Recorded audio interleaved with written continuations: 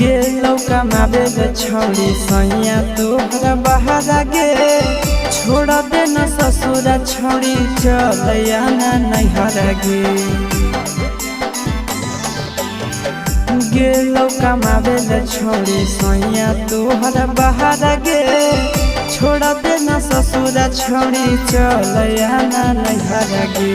दाल भात से बेसी मजा तो पूरी तरकारी में दाल भात